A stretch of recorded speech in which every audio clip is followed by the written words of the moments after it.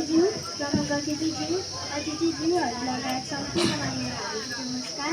म प्रज्ञा नेचरकी सानो छोरी अहिले बाबासँग विराटनगर बस्छु। मेरा काका काकीहरूले चाहिँ हुनुहुन्छ र म मेरो बाबासँग तिहार मनाउन यता आएकी छु। त्यसै बेला यो विशेष कार्यक्रममा सहभागी भएर कविता सुनाउन मलाई निकै खुसी लागेको छ। मलाई कविता लेख्न रहर लाग्छ र म अलिअलि लेख्छु। एउटा कविता तिहारको बारेमा सुनाउन गइरहेकी छु। यो कविता अलि छन्दमा पुरा गर्न त मलाई आएन, तर छन्दकै लयमा लेखेको छु। यो कविताको शीर्षक छ तिहार।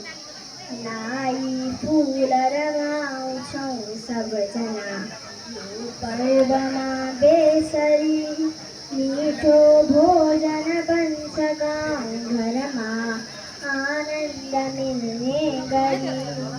हिँड्छन् फुल पनि कहीँ सबजना भैलो र देउसी घुम्छन् लक्ष्मी पूजा गरेर हामी टिका लगाई पनि।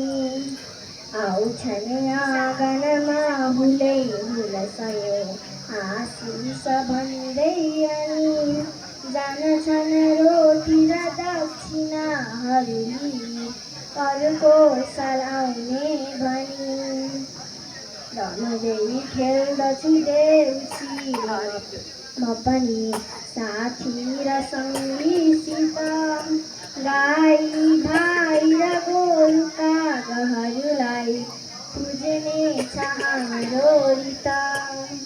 बाल्छन् चमचम चम्किने झिलिमिली बस्ती उज्यालो पारी।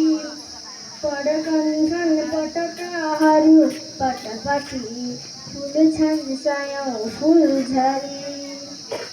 बत्ती बाल्छु म साँझमा झिलिमिली दियाहरू सुन्दर। माला टिका लगाइदिन्छु म पनि, भाइ छ मेरा घर